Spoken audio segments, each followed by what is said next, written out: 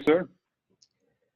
Welcome to the Team Engagement Podcast, where leaders of teams share their insights. We discuss 6 questions in 9 minutes because leaders know how to be concise. We'll go ahead and get started today. First question, in a few sentences, tell us who you are and what you do. Thank you, Sean. Thank you for inviting me to the podcast. I really appreciate what you do and the effort it takes to do it. So really appreciate that, and thank you for your time today. Thank you. My name is Vinod Sankaran, and I also go by Vinny. Some people have a tough time saying Vinod, so Vinny is also there. I grew up in Chennai, South India. I did my bachelor's in mechanical engineering, and then I moved to the US in 2001, actually July 2001. Did 2 masters in industrial engineering and finance from Oklahoma State University. And then I worked in Sprint for a couple of years as a financial analyst. And then I moved to New York City in 2005.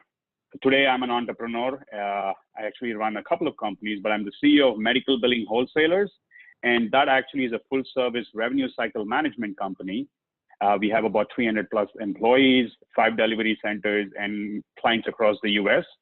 And I'm also a CEO of a company called Acrodox. That's a medical records retrieval and assembly company.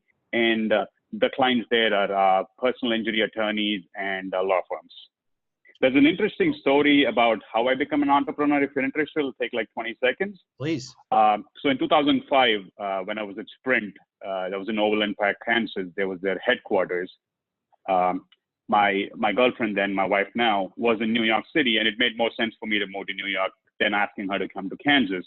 So I moved to New York City, and I got a couple of offers from insurance companies and finance firms. And there was one ad in Craigslist, which was a smaller company in Brooklyn. And I met that person. He was an attorney, but an entrepreneur.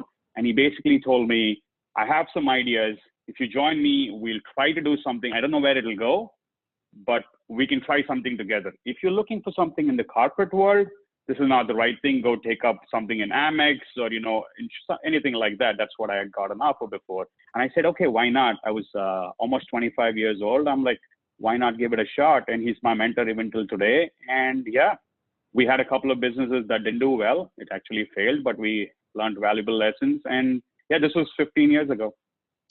Wow. Thank you for sharing that. I always love to hear entrepreneurs get started. So thanks for sharing that. Well, second question, sure. What's the best thing about working with a team? Okay, there are definitely a lot of things. Many times people ask me, they want to create a business or they want to become an entrepreneur. I mean, everybody wants to be successful. So the first thing I ask them is, who's in your team? Who's part of your team? Because that's the most important thing that I've learned in the last 15 plus years is who is in your team. And also, you should have a vision that you should share with them. Only when everybody is clear on the same page can you have a common purpose, and together you can achieve something bigger than all of you together, because the sum of them will be bigger than what each individual can do.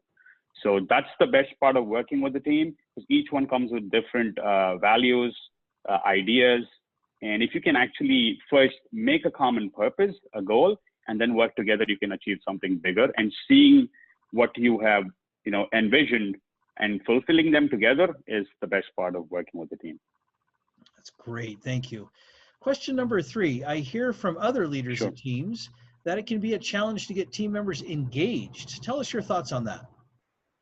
Oh, absolutely. Absolutely. It is very challenging. We have, people come from different walks of life, different life experiences, aspirations, viewpoint. And don't forget, this is a global world. We have delivery centers here in the US. In India, it's all remote, and with COVID-19, it's even crazier. So there are a lot of things. When we try to hire people, there's no like a magic wand, right? Like you say, okay, get everybody who exactly thinks like me and line them up and I can hire them. That'll be great, but it doesn't work like that. So there are a few things, right? We can't do that.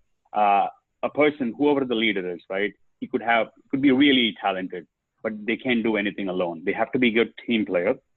Right? The first thing is, like I mentioned before, you have to engage the team, tell them what your vision is, and tell them, I help you, you help me, we are in this together. That's the first thing. The second thing would be to measure the engagement. Like you said, how do you measure engagement? You need performance metrics for everything. So first is you tell the employee, I hired you for marketing. This is what I expect from you. Many times they don't do that. There's a job description that is posted and nobody follows up on that. So the expectation of what you expect from the employee is very important for every level, be it a data entry person, be it your HR, the salesperson. So once that expectation is done, then you can actually measure them and see what it is. And if they don't meet that expectations, we retrain them, work with them. If not, they're filtered out.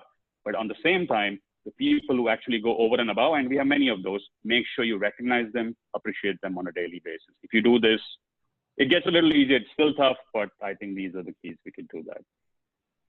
Those are great insights. Thank you.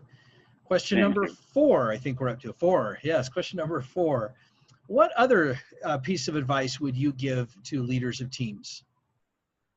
Okay, first and foremost, be a nice person. Don't try to lead with fear, because I don't think it ever works. And especially when you're running a company, be it 10 employees, 100 employees, 1,000 employees, they're going to be crisis and chaos in your day-to-day life. That's what it happens. One day it'll be operations, one day it'll be sales, one day it could be IT. And if you have no issues in your office, that means somebody is not telling you something.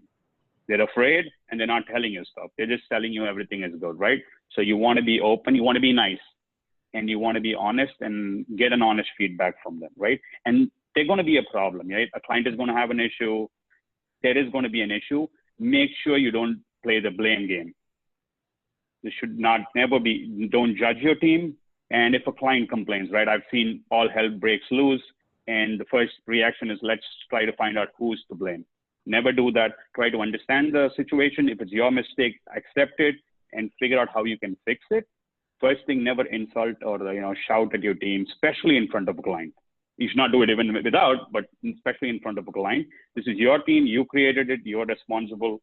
So that's pretty much it. You have to keep control of your emotions, and that's pretty much it. If they trust you, they will open up and tell you what the issues are before it comes from the client, and then you can actually address them. What great advice for leaders, because I completely agree that fear-based is not a good solution at all. So thank you for bringing that up. No. Question number 5. What other successful leaders of teams, such as yourself, would you like to recognize that have had a positive influence in your life? Okay, that's great, Shawn. I mean, a lot of people, I've interacted with a lot of people, starting from, college professors to friends, to business leaders. And I had to pick a few. So I have like 4 names for you today. One is actually our COO. He's a Chief Operating Officer. I met him about 10 years ago, and he's been with us since then. And that's one of the reasons I have left him in charge of the operations, and I've been able to focus more on marketing and sales. So his name is Melvin Miller, and he's been with me for 10 years. So he's one of them. I will send you his details. And the other one is, again, all these 4 of them are good friends, and they're on the top of their game in their respective fields. The other one is a good friend. His name is Vijay Paliwal. He's actually the VP of Customer Service for BD, which is a medical device company, a big one. I've known him since school, and then we actually worked in Sprint together. He's another guy who's really grown through the ranks, and he's a great leader. And the other one is a buddy of mine, Kenny Klein. He's an entrepreneur. He runs a couple of companies, social media. Another one is a website. Actually, he has multiple companies that he runs. And I've known him. I met him first time in India when he moved to India to do some project. He was there for a year. So yeah, we've been friends since then. And the last one I would like to say is Pat McDonald. He's the CFO of E&A companies. And I've known him for a few years. We worked in different, he was a client of mine, and then we became friends. And he's moved on to different companies, but we still stayed in touch. Well, thank you so much for those names and for your generosity in praising them. They sound like great people, so thank you. Well, final question. Tell us about your first job. Sure. This is a fun one. The first job where I actually received a paycheck was in Oklahoma State. I was a student janitor. And Oklahoma State has one of the biggest student unions in the world, they say, but definitely in the US. And so when we were doing my master's, my girlfriend then, my wife now, we were both kind of working at student union, and our supervisor there, a lady called Rosemary, very nice lady, she knew we were dating, so she would assign us together. So 8 hours, we would actually, there were 30 restrooms, both men and women, and we were assigned to clean them together. So that's kind of what we did. And the good part was after you finish, you could actually sit and do your schoolwork. She was very nice about it. So we would go do that. And now that my wife knows I clean bathrooms pretty well, I'm in charge of cleaning and scrubbing the shower area in my house, even till date. So that's pretty much what I did. And having said that, just reminds me, I mean, to be successful in business, I think your personal life is very important, and your physical and mental health goes hand in hand, because if you're not happy in your house, it's very tough to go and get work done and focus on what you need to do. So that's what I would say. That's a great insight. Thank you for sharing that, because you're right. So many people get caught up in the business part that they neglect other parts, and their lives become very tilted one direction or incomplete. So thank you for sharing that. That was great insight. Thank you, sir. And Vinod, thank you so much for being on the podcast today. How can people find you?